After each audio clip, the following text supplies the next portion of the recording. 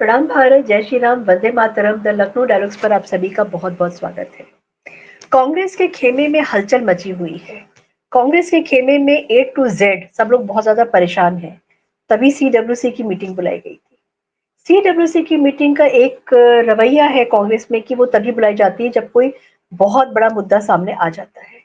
इस समय मुद्दा जो है, क्या वो एक बड़ा सा बलून जो है, जो राहुल गांधी ने हवा भर के रखी हुई थी जाति जनगणना को लेकर के, उसके लिए बुलाई गई थी, या पहलगाम में जो हिंदू जीनोसाइड हुआ था उसके लिए बुलाई गई थी। राहुल गांधी और कांग्रेस को इन दोनों घटनाओं से कोई भी सरोकार नहीं है। इन दोनों चीजों को लेकर के वो लीस्ट इंटरेस्टेड है, क्योंकि वो उनके लिए सिर्फ एक मुद्दा है वोट पाने के लिए। वो उनके लिए एक मुद्दा है, एक सेंसेशन फैलाने के लिए। उनको ये लगता है कि वो सरकार को घुटनों पे लेकर के आ गए हैं और राहुल गांधी इसमें केपेबल हैं। ना ये मीटिंग बुलाई गई थी पहलगांव के लिए, ना ये मीटिंग बुलाई गई थी कास्ट सेंसस के लिए। ये मीटिंग बुलाई गई थी राहुल गांधी के लिए। राहुल गांधी जो है बहुत बुरी तरीके से घिर गए हैं। देखिए, कांग्रेस पार्टी वो पार्टी है जिसको हर बात के लिए सबूत चाहिए होता है। चाहे वो बालाकोट का जो था स्ट्राइक था, उसके ऊपर भी इन्होंने सवाल उठाया था। तो आज जब पहलगांव की बात आई है तो भी इन्होंने सवाल उठाया है। और केंद्रीय गृह मंत्री ने बोला है, हाँ उनसे चूक हुई है, बिल्कुल चूक हुई है। और अगर चूक ना हुई होती तो सर्वदलीय मीटिंग जो हो रही है वो नहीं होती। और इस समय है देश के साथ खड़े होने का। ये समय है पाकिस्तान के ऊपर अपने तरीके से अटैक करने का। इनके एक नेता है सिराजुद्दीन सोज, शायद सिराजुद्दीन सोच करके एक है। उन्होंने कहा कि नहीं नहीं, ये जो स्ट्राइक हुआ है, ये जो अटैक हुआ है हिंदूज के ऊपर, ये पाकिस्तानी नहीं किया है। पाकिस्तानी कर ही नहीं सकता है। क्यों? क्योंकि पाकिस्तान कांग्रेस का दुलारा है। और कांग्रेस जो है वो पाकिस्तान से मुसलमानों के ऊपर अपना निशाना साधती है, पाकिस्तान का साथ देकर के।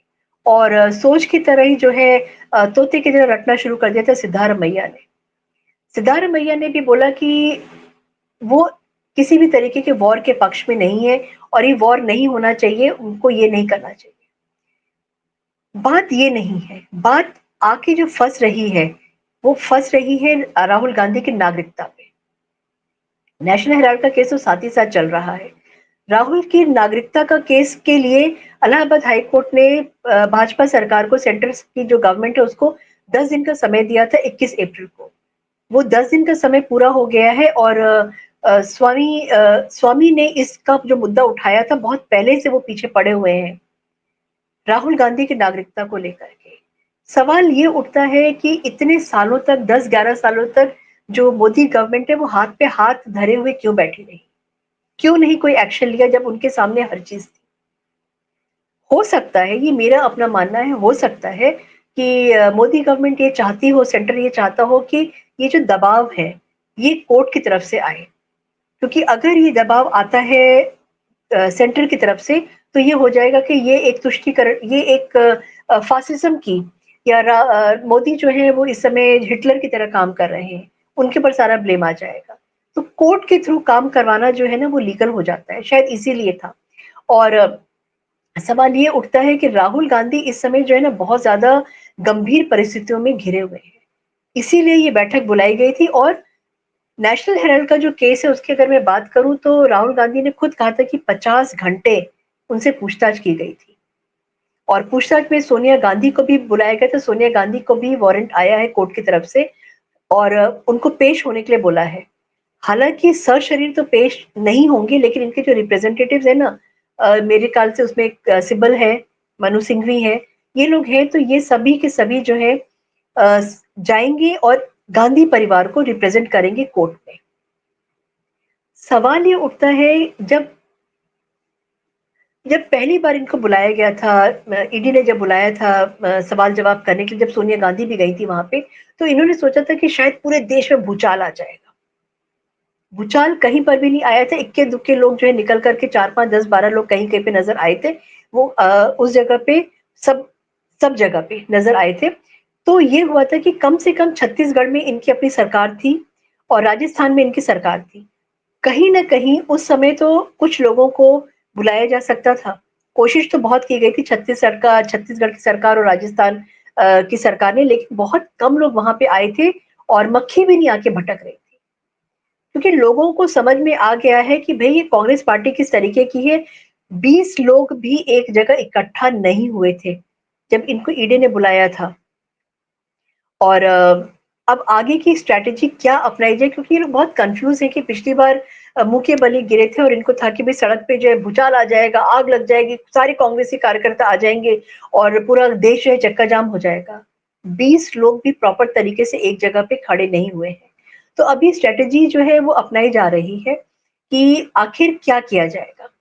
और इनकी जब संपत्ति को जब्त किया था और चार्जशीट फाइल किया था, तो कांग्रेस को उस समय भी लगा था कि बहुत बड़ा एक विरोध प्रदर्शन होगा, हुआ था। बिहार में कन्हैया कुमार ने जो है वो बहुत भारी सी भीड़ को जुटाया था और कहा जा रहा था कि बिहार में कहा जा रहा था कि कांग्रेस जो है एक बहुत बड़ा उलट पलट करने वाली है, उलटफेर करने वाली है। और उनका जो उनके ऊपर जो, लेकिन एक चीज तो ये है कि अगर कोई प्रदर्शन, भारी प्रदर्शन हुआ होता तो खबर तो आ ही गई होती ना।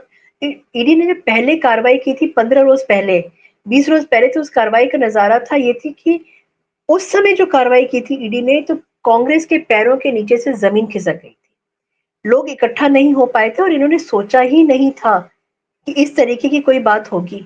और आप ये सोचिए कि सबसे बड़े दो सवाल इस समय कांग्रेस के सामने हैं। एक सवाल ये है कि राहुल गांधी की नागरिकता को लेकर के अगर कोई डिसीजन आता है और राहुल गांधी को देश छोड़ने का आदेश दे दिया जाता है तो क्या होगा। और सोनिया गांधी जो है, उनको अगर जेल हो जाती है तो क्या होगा। इस समय कांग्रेस कोई भी पंगा लेने के मूड में नहीं है, क्योंकि मोसाद ने इनकी कलई खोल के रख दी है। मोसाद ने इनको बता दिया था कि अडानी को लेकर के इन लोगों ने क्या क्या गेम खेला था और क्या इन लोगों ने देश को बदनाम करने के लिए, अडानी को बदनाम करने के लिए क्या क्या काम नहीं किया था। मोसाद से तो सब कोई डरते हैं, तो राहुल गांधी और सोनिया गांधी क्या चीज है। और इनको क्या सजा होगी इसके बारे में नहीं बोल सकते, लेकिन अगर इनकी एक सिंबॉलिक गिरफ्तारी भी हो जाती है तो ये बहुत बड़ा सोनिया गांधी के लिए झटका होगा। और सुप्रीम कोर्ट से भी इनको कोई राहत मिलेगी ये कुछ ज्यादा नजर नहीं आ रहा है, और खतरे की घंटी बज गई है। क्योंकि पिछले 10 दिनों में जो सुप्रीम कोर्ट का रवैया है वो थोड़ा सा जो है बदल गया है। और उस बदलाव में कपिल सिब्बल और मनु सिंघवी जैसे जो वकील हैं वो औंधे मुंह नीचे गिरते हुए नजर आ रहे हैं। और सुप्रीम कोर्ट का जो रवैया है, और वो कांग्रेस जो है बार बार कोशिश कर रही है मरी हुई कांग्रेस को खड़ा करने के लिए, मगर वो हो नहीं पा रहा है। क्योंकि देखिए इन्होंने ना जाति जनगणना का जो है एक बलून उठाने की कोशिश किया, उसकी हवा निकल गई। उसके बाद से उन्होंने नेशनल हेराल्ड के केस में ये बताना की कोशिश की कि ये सब चीजें बकवास है, ऐसा कुछ भी नहीं है। और जो पैसा आता है वहां से वो पैसा सारा का सारा खर्च कर दिया जाता है पार्टी के लिए, ऐसा कुछ भी नहीं है। तीसरा जो सबसे बड़ी फांस जो अटकी हुई है, वो अटकी हुई है राहुल गांधी की नागरिकता पे। अगर राहुल गांधी की नागरिकता को बता दिया जाता है कि वो भारत के नागरिक नहीं है और उनको देश निकाला अगर दे दिया जाता है, then what. Leader of opposition है और चम्मच सोने का, गोल्डन स्पून लेकर के पैदा हुए। जब पैदा हुए थे तो जब उनका नामकरण हुआ था तो उनके नाम के साथ उस समय कान में धीरे से बोल दिया गया था प्राइम मिनिस्टर राहुल गांधी। तो वो उनको लगा कि मेरा नाम ही यही है, PM Rahul Gandhi, prime minister Rahul Gandhi. और उसके बाद में जब वो पीएम उनके नाम के आगे लग ही नहीं रहा है तो बहुत ज्यादा परेशान है। और पूरा उस समय कहते थे ना कि पूरा सिस्टम इनके हाथ में है, जब इनकी सरकार थी तब भी। और आज भी इन्होंने इस तरीके की बात कहते हैं कि सुप्रिया श्रीनेत का कभी कभी ट्वीट आ जाता है जिसमें लिखती है कि सरकार उनकी है, सिस्टम हमारा है। और ये सिस्टम जो है इसी सरकार का चल रहा है, जिसको लेकर के ये लोग बहुत ज्यादा परेशान हो गए हैं।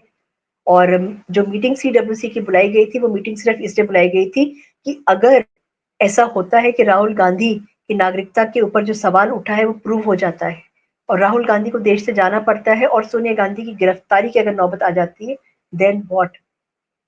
रॉबर्ट वाड्रा जो है वो उनका जो सपना है कि वो एक्टिव पॉलिटिक्स में आना चाहते हैं, वो भी मेंबर ऑफ पार्लियामेंट बनना चाहते हैं।